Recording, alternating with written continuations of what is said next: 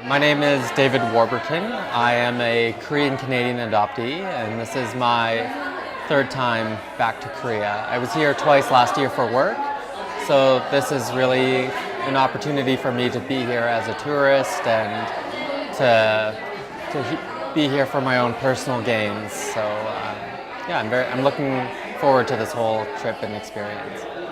It's been very surreal to get off a plane, take an hour bus ride, and then suddenly 30 minutes later be in a room full of adoptees.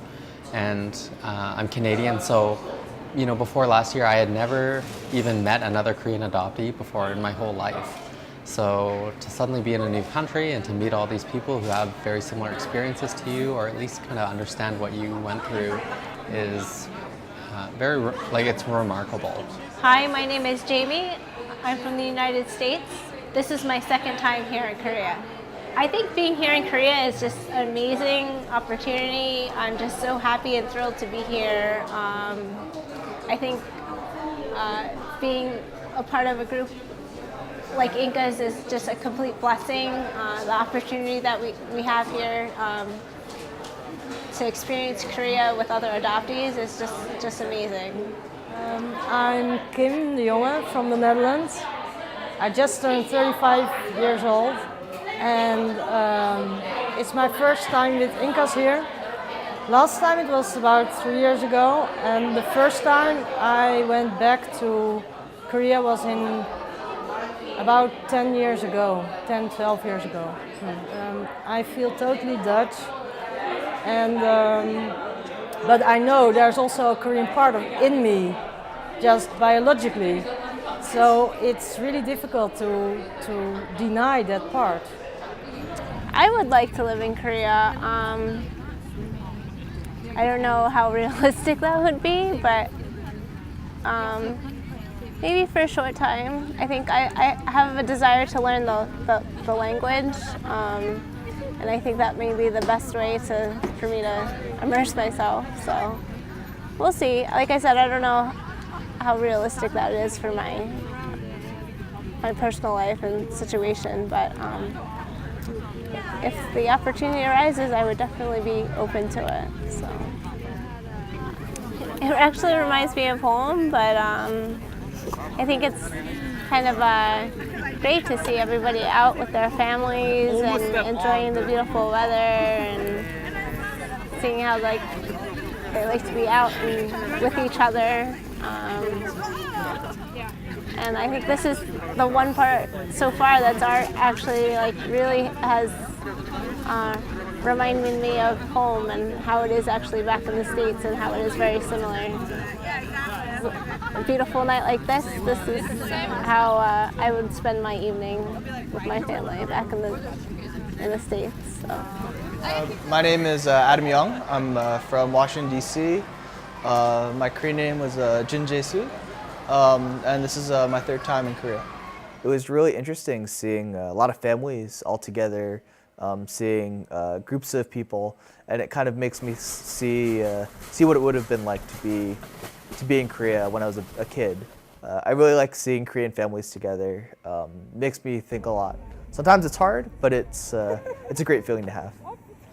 I would love to go back there. So I'm from Canada, where we have very famous mountains, and so I feel the special bond there. And it was a very short amount of time, but we went on a very memorable hike. It was hard, and I like things that are, you put a lot of effort in, and then you have your moment of success, or you achieved your goal. And so it was a very special moment for the guys who, got lost on the trail, and we went up to the peak. And it's just incredibly beautiful. So that is one of the few places I want to come back if I come back to Korea. So I love hiking too, and nature. What I really liked the most was the homestay last weekend. It was so good to be in a real Korean family.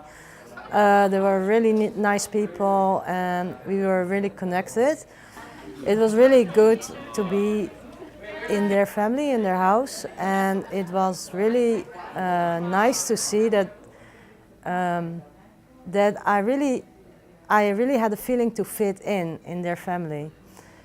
And they told me that for them I was really Korean, and that really surprised me because I didn't feel Korean before this trip, and now because I was really touched when they said they see me as a Korean woman, then I thought, but why? But they couldn't explain, and they just said, well, we don't know how to explain, but it's just our feeling.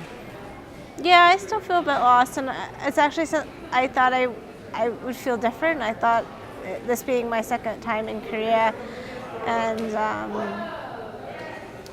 I thought I would feel more connected than I actually do, and that's not really the case.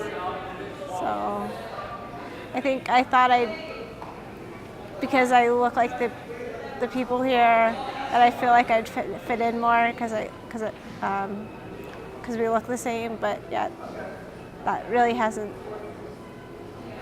been my experience. So I feel like I don't really fit in America. I don't really fit in here, but as I always say, somewhere in between with my fellow adoptees, you know. I feel like we all have this common theme of adoption that kind of binds us together.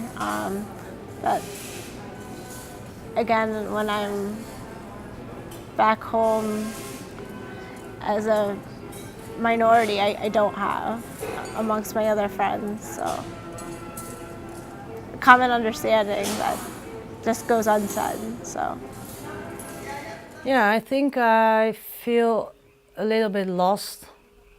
Not lost in this group because it's really good to be in a group where you might find some other people that really feel lost. But I think for now, for the first time in my life, I feel in between cultures. I feel like, okay, still I feel really Dutch, but in a way I don't feel Dutch, or I am not Dutch totally. But I realize I will not make part of Korean society neither, because I don't speak the language, I don't know the customs, I have no Korean family.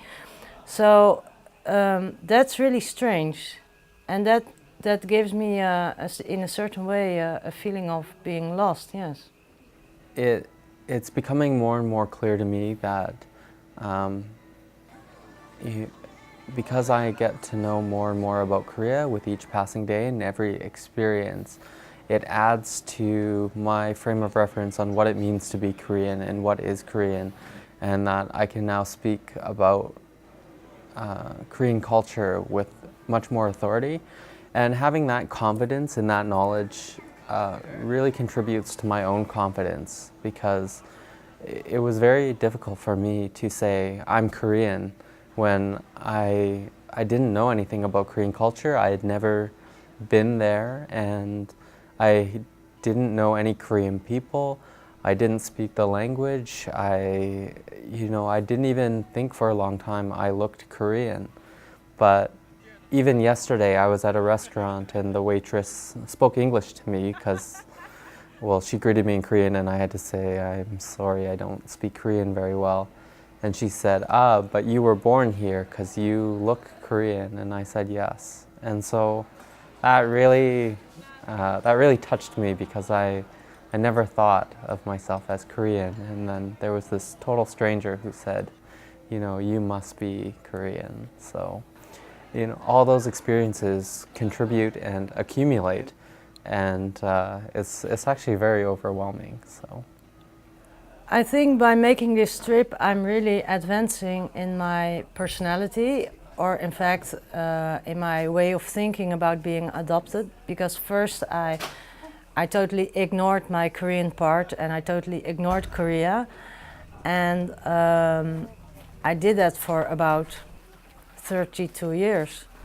And only the last 2 years I became aware of my Korean part, and that it's really hard for me, and that it also have been very hard for me to have no Korean family, or to not know them. And I realized that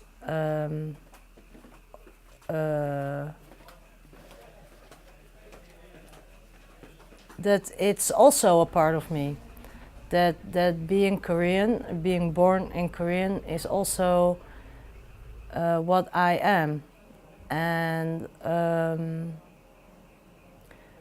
I'm not for 100% typically Dutch.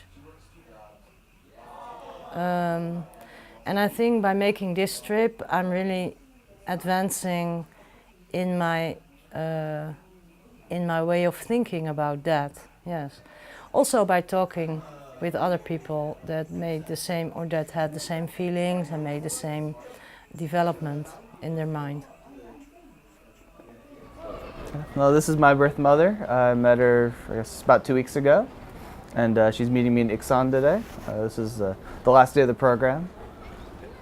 Kind of sad that it's ending, but really grateful. I feel like as the trip has progressed, I've definitely felt a lot more connected to Korea than I have ever in the past. Felt a lot of warmth and a lot of love. It's been a really good trip. It was really, really beautiful.